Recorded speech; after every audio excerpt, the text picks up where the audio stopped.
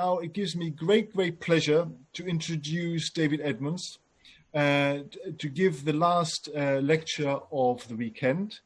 David is a BBC broadcaster and has been doing a lot of work at the BBC in radio and bite-size philosophy and many other programs.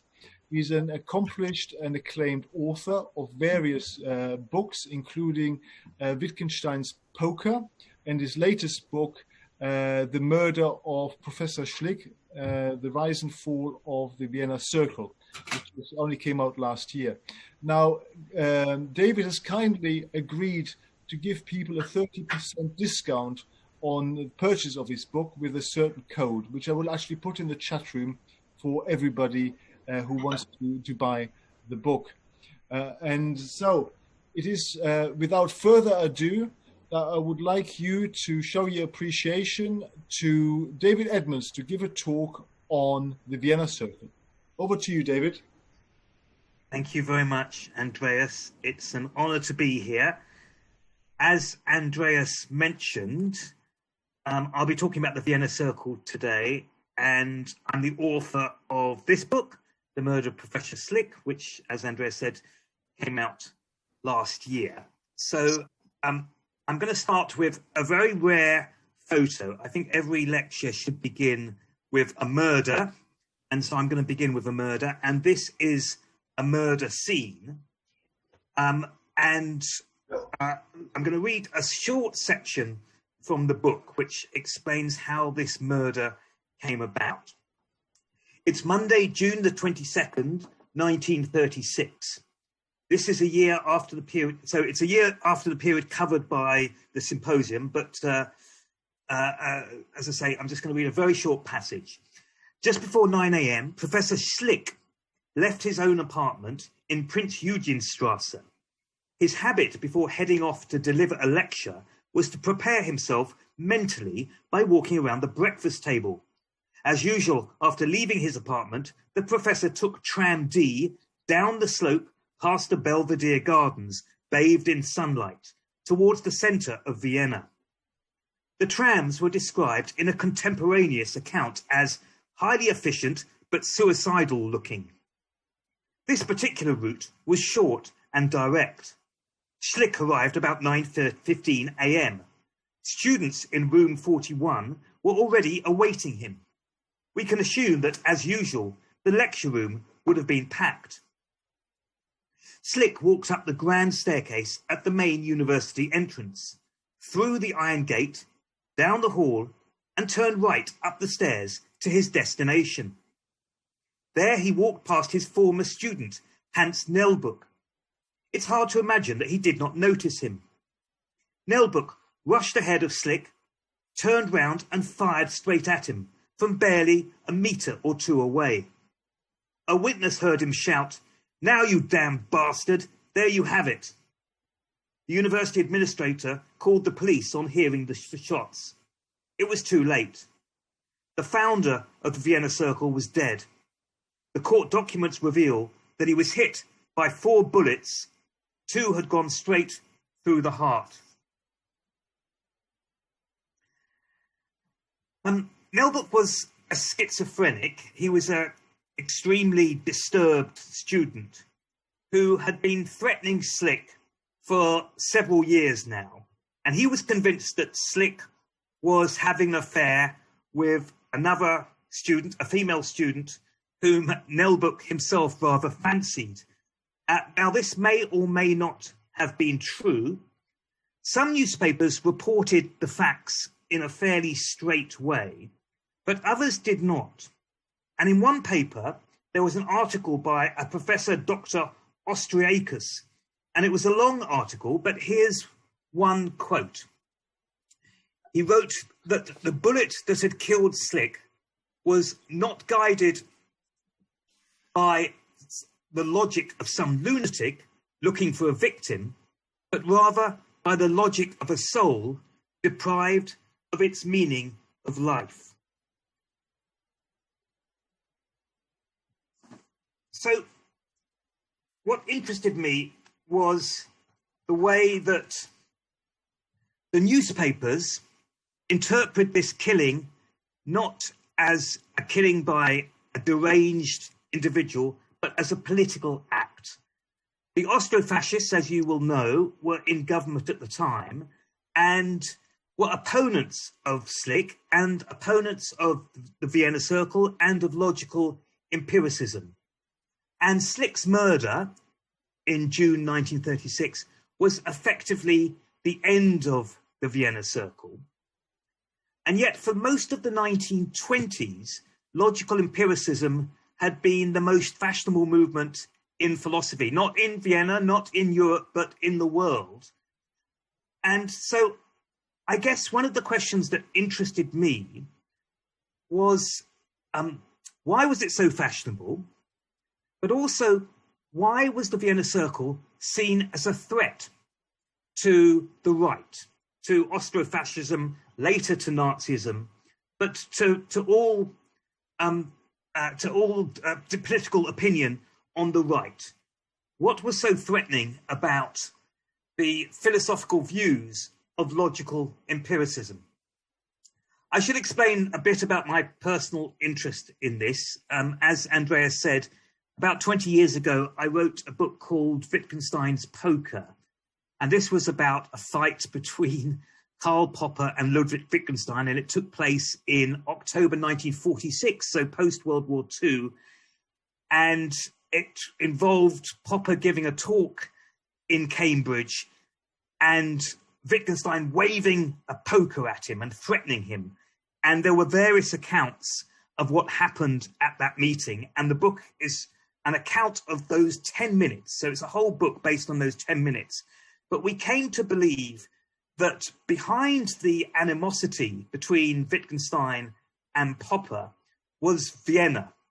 Both Wittgenstein and Popper were Viennese, but they came from very different parts of Viennese society.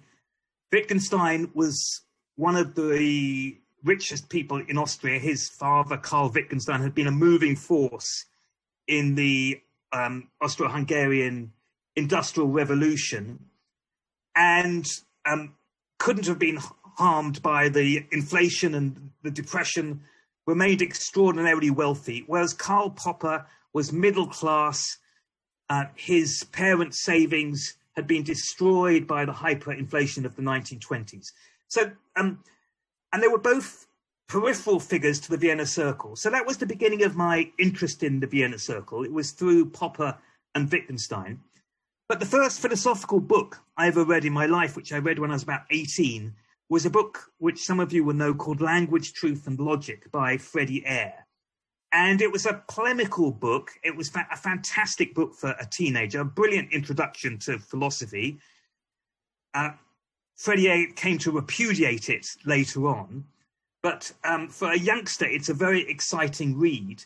And Language, Truth and Logic basically is a sort of slightly simplistic version of logical empiricism. And Eyre brought into the Anglo-American world the ideas of logical empiricism from Vienna. So that was the second reason for my interest in the Vienna Circle. The third was a personal interest. All four of my grandparents were born in Austria or Germany. Only one, my grandmother, my mother's mother, was born and raised in Austria. And she had a very similar background to the members of the Vienna Circle, and in fact would have been at university roughly at the same time as many members of the circle. So that's some background into my own personal interest. Let me tell you a bit about the origins of the circle, and then I will try and explain how they fit in to Viennese society in the 1920s. So here we have three great men. On my far left, I don't know, I guess it's your left as well, there's a chap called Philipp Frank. On the right is Hans Hahn. And in the middle, the most colourful figure of all the Vienna Circle members, a chap called Otto Neurath, who you may or may not have heard of. There should be an entire biography. He deserves an entire biography all to himself, a remarkable sort of larger-than-life character. So these three men began to meet and discuss philosophy pre-World War One, so about 1910, 1911, 1912. And they met in the coffee houses of Vienna, and their gatherings are sometimes called Vienna Circle One. There were never formal meetings, but they began to talk about some of the topics that the Vienna Circle later would talk about. But the Vienna Circle really gets going in the 1920s. In 1922, a chap called Moritz Schlick arrives, the man who is murdered in 1936. There's a picture of him there. He comes from Germany and he takes a professorship at the University of Vienna. And he begins to hold discussion groups with discussions with various philosophers, again in various coffee houses around Vienna. And eventually the group becomes so big that they decide to formalize their discussion, and they began to meet actually in the University of Vienna itself. So I'll read a short section about the origins of Vienna Circle and 1924. So from the noise and bustle of the coffee house, the circle moved to a small, nondescript room at the Mathematics Institute in Boltzmanngasse, just north of the inner city, which had been built shortly before World War One, and which was otherwise used for lectures and as a place to read. Schlick would begin the meeting to order at 6 p.m. by clapping his hands. Up to 20 people might be there. Each session would begin with Schlick making announcements, drawing attention to a new publication, or reading out correspondence he or others had had with such luminaries as Albert Einstein. If a foreign guest was in town, Schlick would introduce him. Then the serious business of the evening would kick off. Discussion about an agreed topic or a specific paper. So I'm going to introduce a few more members of the circle and then tell you what they had in common. This person, Carnap, is one of the most important philosophers of the 20th century, also German, not Austrian, and he arrives in Vienna in 1926. He is a great technician, a logician, a philosopher's philosopher, and not one who is widely read outside the world of philosophy. But in any sort of poll of the most important philosophers of the 20th century, Carnap would come in the top dozen easily. So, as I say, he arrives in 26. Here's three more important figures. So on the top left, Friedrich Waismann, who is a rather tragic figure, again, a brilliant philosopher, but sort of bullied and belittled by other philosophers throughout his life, particularly by Wittgenstein. The chap in the middle is Hans Feigl, who was the first of the Vienna Circle actually to leave Vienna. He leaves Vienna in 1931. And there on the bottom left is a figure you might recognize. That's Kurt Gödel. So Gödel, again, is a giant figure. So he's, probably the most important logician of the 20th century. And he too is part of the Vienna Circle. This lady is Rose Rand, and I'm showing you a picture of her because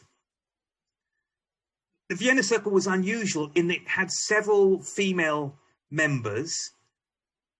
There were a few women at the University of Vienna, but it was still quite rare for women to study at the University of Vienna. And all the members of the Vienna Circle, including the female members, had PhDs. So that was even more rare. But as I say, there were 3 or 4 female members of the Vienna Circle, and they came from similar backgrounds. They were all from assimilated Jewish families. Rose Rand was another one, like Friedrich Waismann, who had a rather tragic existence.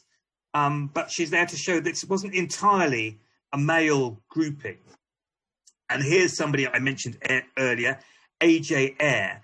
So the Vienna Circle also had visitors from around the world. The two most important visitors were W.V.O. Quine, who came from America, and Fredier, who came from the UK. And the two of them went back and pollinated the ideas of the Vienna Circle in Britain, in America, and then they began to spread around the world. Both Eyre and Quine were in Vienna in the early 1930s. So let me tell you a bit about what the Vienna Circle stood for and what they believed. There are a number of ways of thinking about this. One is, who were their heroes? Well, their number one hero was Albert Einstein. Many of them knew Albert Einstein. Philip Frank was a friend of Albert Einstein's, became his biographer. Einstein was deeply impressed by Moritz Schlick and by Schlick's writings on the theory of relativity and the philosophical implications of the theory of relativity. So Einstein was their big hero, and they were fascinated by the new physics of quantum mechanics, Heisenberg's uncertainty principle, how we were to understand this new science, what it meant for things like causation and probability, and induction, a big philosophical issue. So they were all fascinated by the new science. They all had mathematical and scientific backgrounds. So they were discussing things philosophically, but from a position of profound, deep knowledge about both the maths and the science. Here was a second hero, the great Bertrand Russell. So Russell was important for the Vienna Circle because he had introduced new logical methods into philosophy. And in particular, he had tried to reduce mathematics to logic in a huge enterprise, in a vast tome of hundreds and hundreds of pages. And so he was also another hero for the Circle.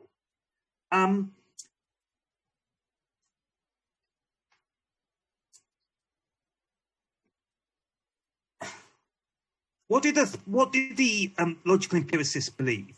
They drew a very important distinction between analytic statements and synthetic statements. So analytic statements are statements like all bachelors are unmarried men, or, for example, the statement here, all triangles have three sides. These are statements that are true in virtue of the meanings of the terms. On the other hand, there's also synthetic statements.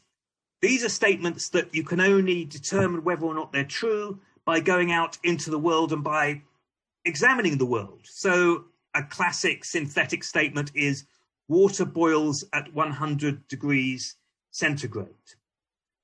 Now, I'll come back to that distinction in a minute between the analytic and the synthetic. But let me introduce you to a third hero. So you've met Einstein, you've met Bertrand Russell. The third hero to the Circle was Ludwig Wittgenstein. And one of the things they took from Wittgenstein was how mathematics was to be understood. So mathematics is a puzzle for philosophers. Is mathematics something which you can ascertain empirically? Is 2 + 2 = 4 an empirical claim? There were philosophers who thought that was true. So John Stuart Mill thought that mathematics had to be understood empirically. You go out and you tested mathematical truth.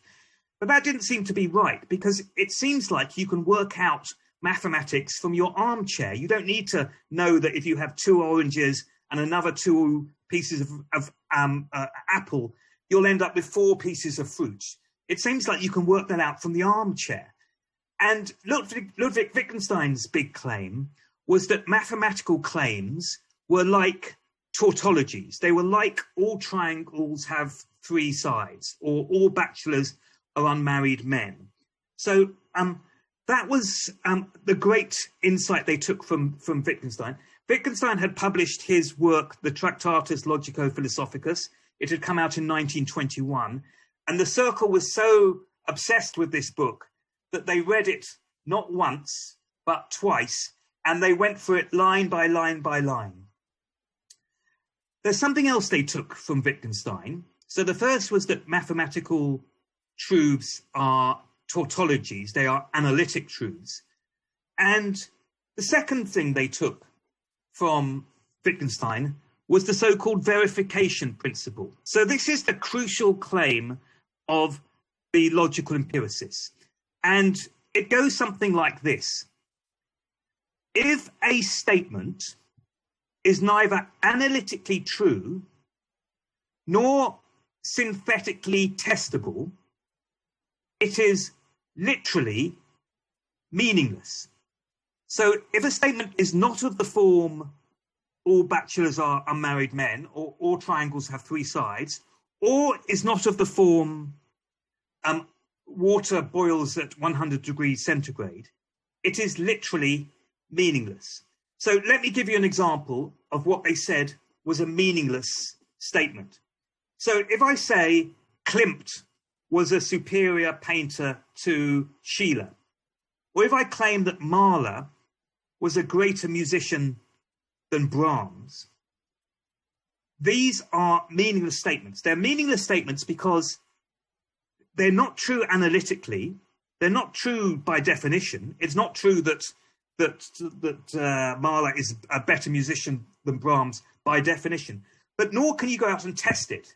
You can't put a thermometer in their sheet of music and to demonstrate whether or not one musician is better than another. So a statement about aesthetics is literally meaningless. Now, as you'll have heard throughout this symposium, the Austro-Marxist, the socialists ran Vienna, but they didn't run Austria. They ran Vienna through the 20s and into the 1930s. When the Austro-fascists seized power in 1934, the Circle was shut down. And then Schlick was murdered in 1936, and it was all over. So my question, on the face of it, which I raised at the beginning, is very puzzling. The philosophy of the logical empiricists, however interesting it seems, also seems quite anodyne and apolitical. It's very technical philosophy. It has lots of equations and there are lots of squiggles. Why was this threatening to the right? Why was the Vienna Circle, why was logical empiricism threatening to the right? Let me say something about the people, first of all. The Vienna Circle there was, I don't know, a couple of dozen of them, more or less. About half of them were Jewish or half Jewish, and maybe slightly more than that.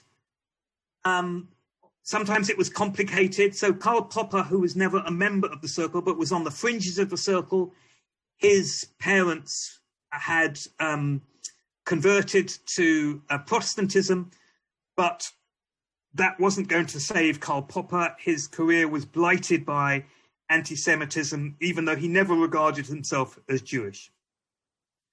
They were, on the whole, secular. There was one member of the Circle who was training to be a rabbi, but almost all of them were secular. Almost all of them were left-wing, with the exception, actually, of Moritz Schlick, who was conservative with a small c. The most left-wing of all of them was a chap I introduced you to, Otto Neurath, who was a sociologist, an economist, a totally brilliant and fantastically interesting man who used to sign his letters with an elephant. And he had an elephant-sized personality. He opened a museum in the 1920s. In fact, on January the 1st, 1925, he opened the Museum of Society and Economy, and it was designed to instruct visitors through pictures. Statistics were creatively and beautifully translated into images with quantities represented by pictorials. And through these pictorials, visitors could learn about all manner of things from industry to emigration. The museum put on about 36 exhibitions, and Neurath coined the phrase, he was always coining phrases, words divide, pictures unite, Worte trennen, Bilder verbinden. And the museum was strongly socialist in orientation.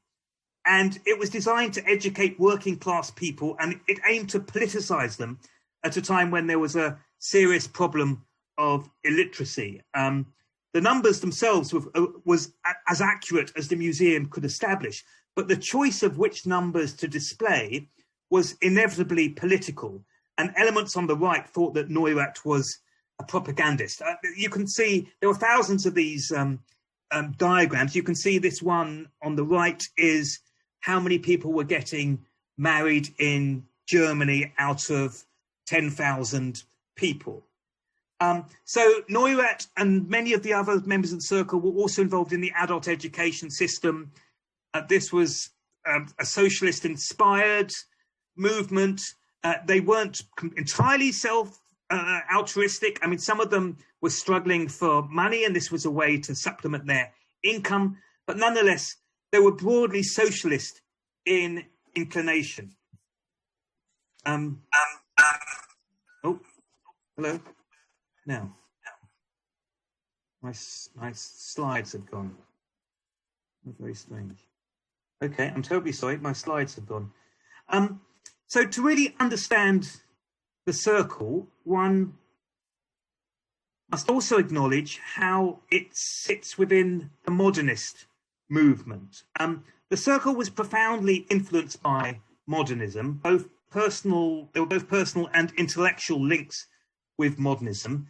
Klimt, for example, the modernist painter, he was a recipient of money from Ludwig Wittgenstein's wealthy father, Karl Wittgenstein, and Klimt painted Wittgenstein's sister, Gretel. Karl Wittgenstein was one of Vienna's most important philanthropists, but it was more than just the personal links between them. There was, they had very similar aims, but it was very much inspired by some of the ambitions of modernism. So, for example, the logical empiricists were self-motivated to examine philosophy itself in the same way that the modernist novel examined its own genre and its own form. So the logical empiricists wanted to examine what was the role of philosophy. So there was that. There was also the question of language.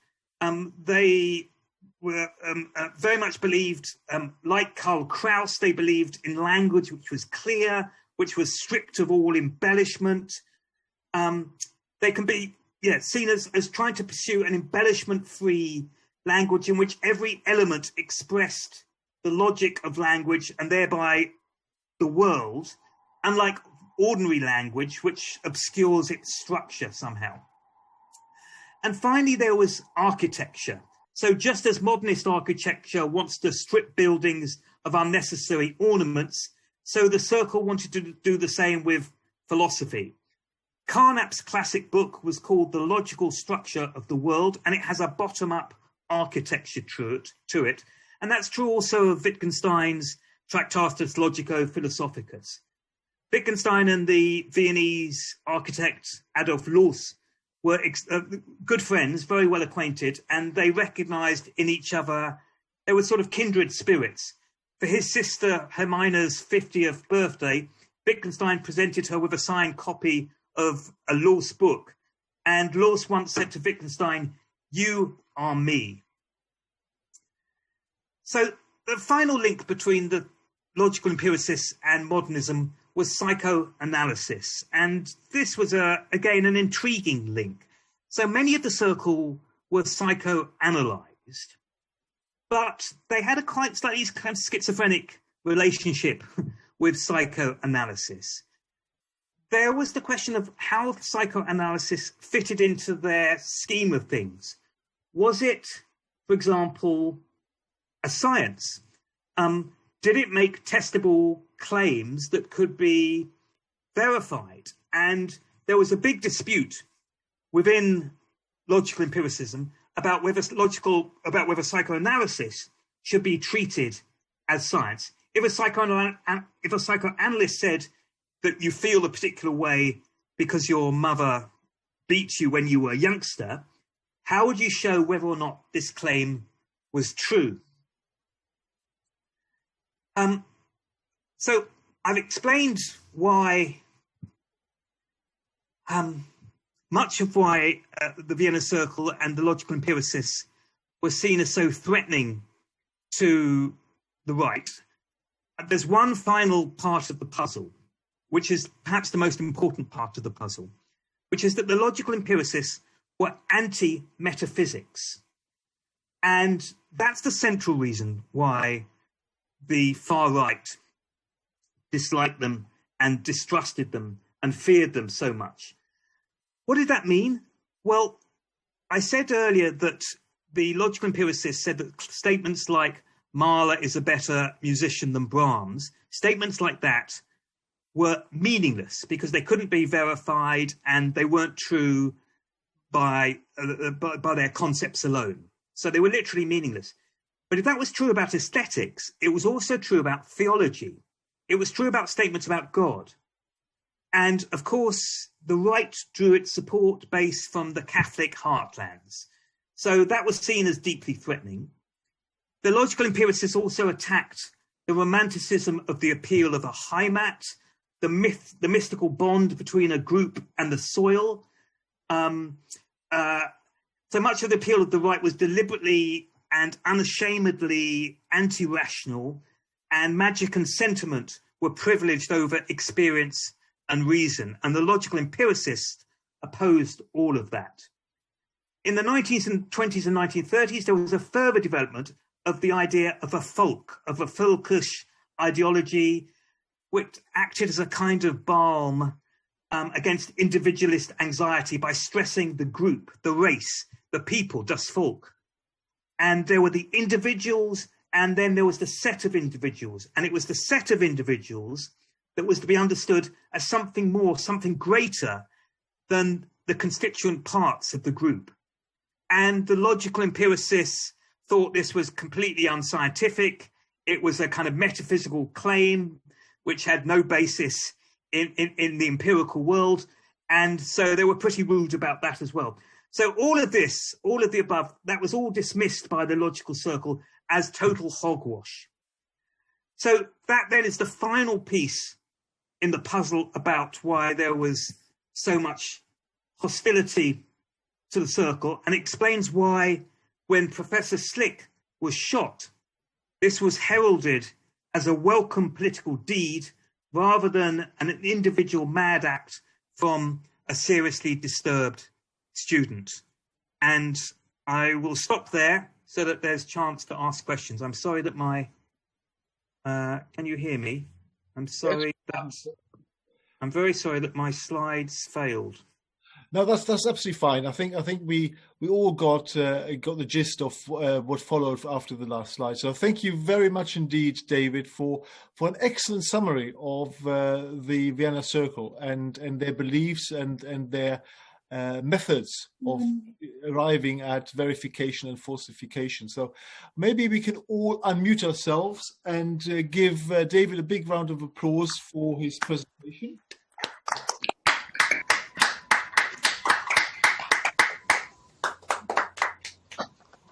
So I think we're now getting to the Q&A session. So just as I mentioned earlier, before David started, we're not going to separate now between David's talk and the plenary, which follows at 6 o'clock, which Richard is going to be running on our behalf again. He's just waving. Hello, Richard. And but we've got until then to really go through and answer people's questions. So I think Mike Snelling, do you want to ask the question yourself? Do you want to unmute and ask the question that you have around music and whether that is verifiable or just nonsense? Yes, sorry, I have technical difficulties at the moment, but I think you can hear me. Hope you can. We can hear you. All I was making the point, you have to be very careful about these assertions. A triangle doesn't have three sides. Well, it does, but it has because it has three angles, which is its definition. Water boils at 100 degrees centigrade by definition. And although you can argue about the relative merits of Mahler and Brahms, there is no argument about their superiority musically to myself. So, you know, perhaps the things are not as clear-cut as they appear to be. So water doesn't boil at 100 degrees centigrade by definition, although it is true that a triangle has three angles as well as three sides. But water boils at 100 degrees centigrade is not an analytic statement. I mean, and presumably on the planet Mars, if there is water there, it doesn't boil at 100 degrees centigrade. It boils at a different temperature. Yeah, so that is an example of something which is not analytic. It was the original definition of 100 degrees centigrade. That was why it was decided to call it 100 degrees. Well, yes, that was a kind of reverse definition, though. Yes, that's right, yes. But it's a contingent fact that water boils at 100 degrees centigrade. It's not something that you could work out from your armchair. It's not an analytic statement.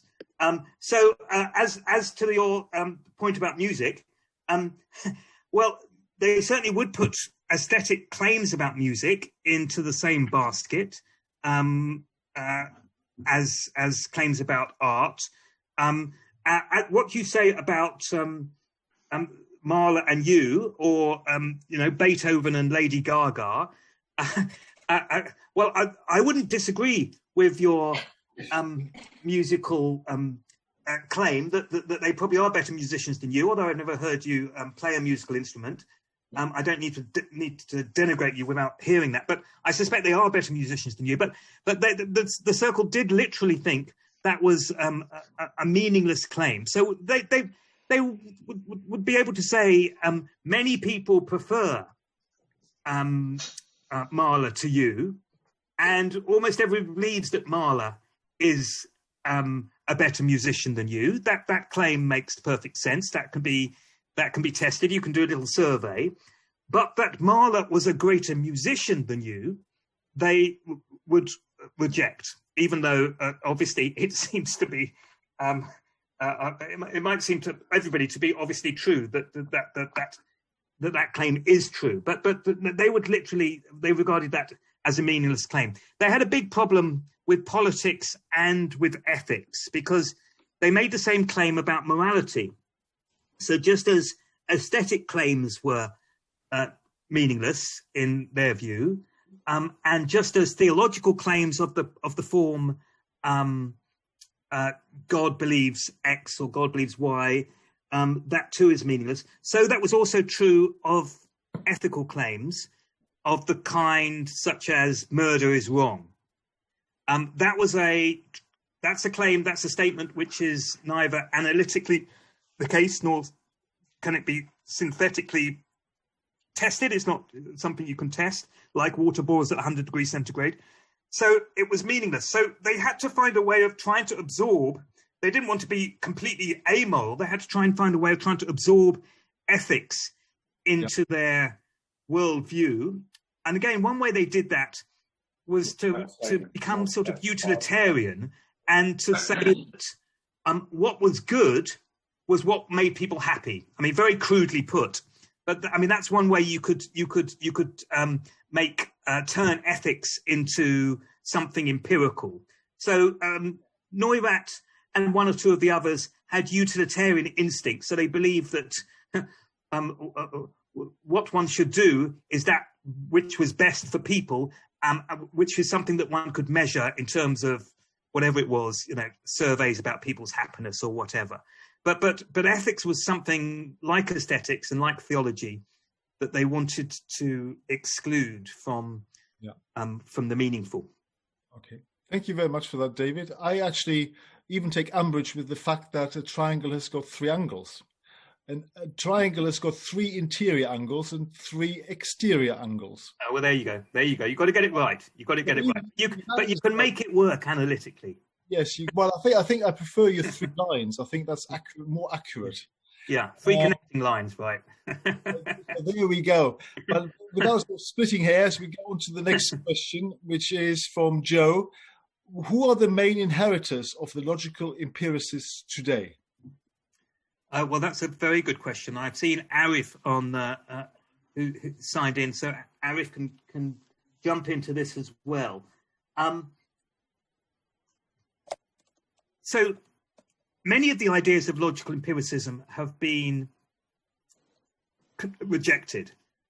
So in particular, the verification principle, the idea that something had to be testable, proved very, very difficult to establish. What did it mean to be testable? What about something on the other side of the moon, for example, a place we couldn't actually reach? Was that testable? What about historic claims? Something that happened to Julius Caesar. If I say Julius Caesar ate a boiled egg on a particular morning, on a particular day, that doesn't sound like it's meaningless, but it's very difficult to see what a test would be to work out whether it's true or false. So the verification principle turned out to be very difficult to make watertight, and it became discredited. And so the logical empiricists very quickly fell out of fashion. Who are the inheritors? Well, I would argue that it's very difficult to imagine Anglo-American philosophy without the logical empiricists. They arrived in the UK and in the States, and they were no longer in one place, but they brought their ideas of rigor and logic and clarity and their attack on bullshit into the Anglo-American world, and they had a profound influence on Anglo-American philosophy. There are many people who are still interested in the circle, and there's a very important philosopher called David Chalmers, who is a Carnapian and is interested in trying to sort of resurrect Carnap's ideas. So he's probably, I would say, one of the inheritors. A chap called David Chalmers, who was Australian, but does most of his philosophy now in the US. But the whole of Anglo-American philosophy, I would say, has been infected, in a good way, with the ideas of logical empiricism. Okay.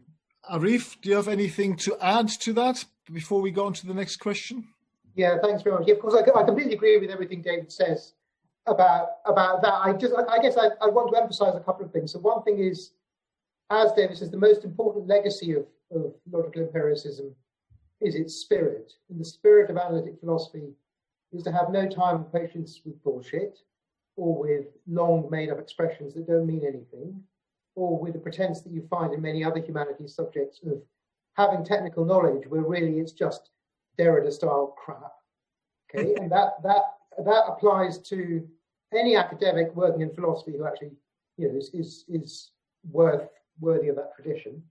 In terms of particular historical figures, of course, I agree with David that David Chalmers is an important one. In another way, the whole sort of post-Anschluss diaspora influenced the United States ultimately via characters like Quine and Davidson, I think, in America. Putnam is a very important figure as well. Yeah, that's right, Putnam as well. I mean, I think that the sort of logical empiricist in loose sense philosopher that I admire the most, who sort of took a kind of who took science very seriously, took empiricism very seriously, and has a very straightforward and productive approach to these problems. And probably the philosopher I admire most today is Daniel Dennett. Okay, no, that's really helpful. I like the use of terms like bullshit and crap on the basis of whether they are analytical or verifiable or falsifiable. We have a big discussion around that at another juncture, maybe. Well, I can just say for 30 seconds. I mean, I do make the claim, which I very much believe, that spirit of logical empiricism is more important now than ever. That when we hear Trumpian claims that have no basis in the empirical world, it's important to call them out, and that we need some kind of distinction between the empirical and the non-empirical.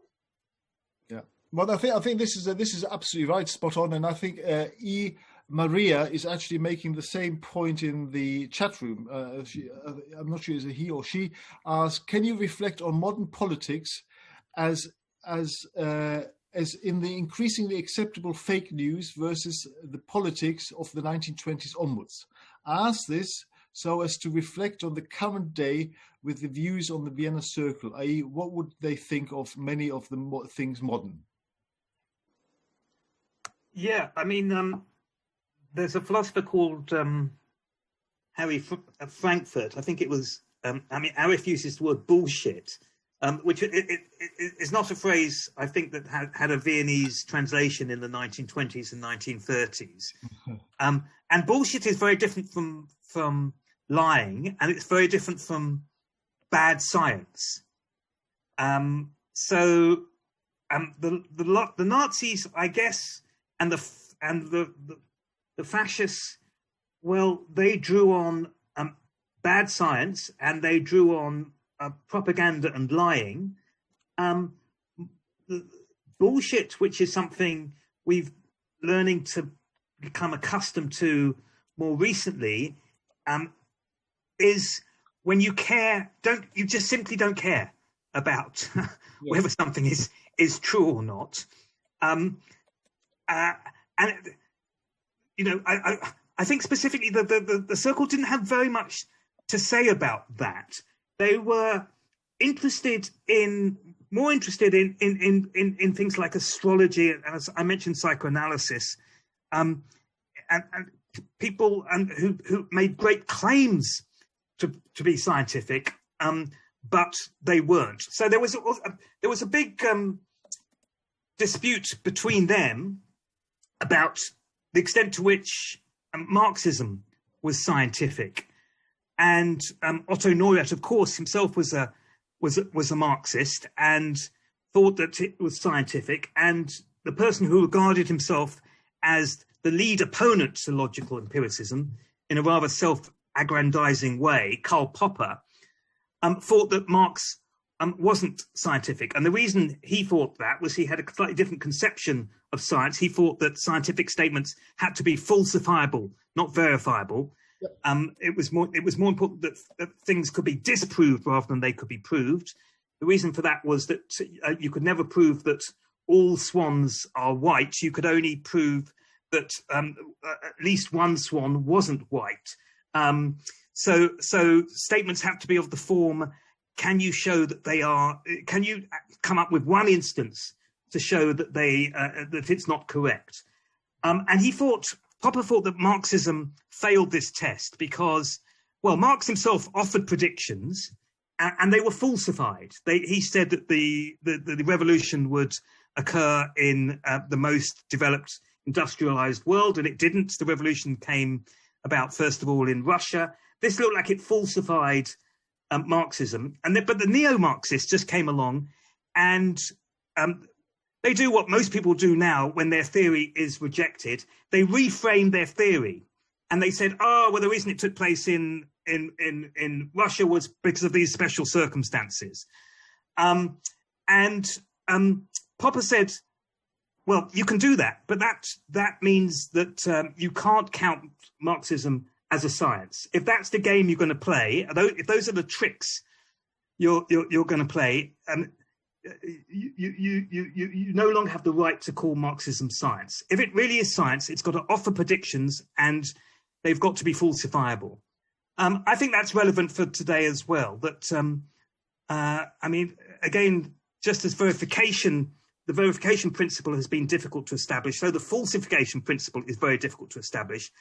But I think it's important that if people make claims, that you should be able to show what it is, what evidence you can adduce to show that that claim is false. That was a very long-winded answer, sorry. No, I think that makes a lot of sense. And I think your previous comment about even if you could verify or falsify particular claims, if people don't care about the truth value of something, that's a very that's a different problem. That's a very different kind of problem. Yeah. Okay, we've got another question from iPad who asks, how would the statement "feelings are facts," which is an offshoot of Freudian thought, be classified, presumably by the Vienna Circle? Well, that's a very interesting question. I think it depends on whether there would be an empirical marker for feelings. So I think there would be some claims you could make about feelings that could be measured. So you could imagine that if you claim to have a headache, there might be a physiological marker that you could measure. A much deeper problem is whether you make a psychological claim, I feel like I'm in pain, but there's no way of anybody else, as it were, measuring it. The question is, do they have to take your word for it? Is it a fact just because you claim it to be a fact? Well, you get into very, very deep philosophical waters here. And the later Wittgenstein, when Wittgenstein, he gives up philosophy after the Tractatus, he returns to philosophy later, and he begins to wonder whether you can have a private language, whether it makes sense to have a language which only you can understand. And he says that that is basically incoherent. You cannot have a private language. And that plays into the question that I've just been asked about whether feelings can be facts, whether it makes sense to claim that I feel something and so it's a fact. I think the later Wittgenstein thought that statements like that had to be part of a kind of public language. And one way of understanding a public language, I mean, he doesn't put it this way, is that you can imagine that there would be ways of testing it, the ways of checking whether the personal statement was actually true, over and above the person just claiming it. Okay. Well, thank you very much for that. So I think we are heading towards 6 o'clock. So in the plenary session, and I know that Richard is waiting to lead that. If there's nobody else asking a question, then perhaps we could just unmute ourselves once again and give David a big round of applause.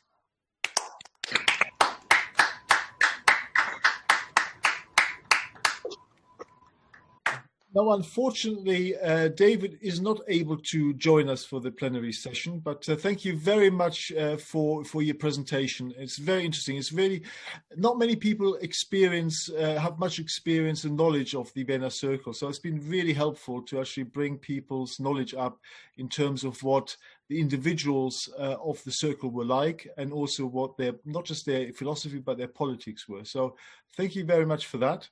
Thank you very much. I enjoyed it. Thank you. Pleasure. Well, we're now moving into the plenary session, and before I hand over to Richard, who's going to lead that, we've obviously got our speakers. Most of the speakers who gave presentations over the last 3 days are part of the panel that Richard will lead, and therefore could everybody who is not on the panel, and that's anybody who is not a speaker, could you please mute yourself and go back off video, so all we can see is the panel itself. And I think we're nearly there. I think we've more or less achieved it. Excellent. Well, all that remains for me to be doing then is to hand over to Richard to lead the plenary session. Over to you, Richard.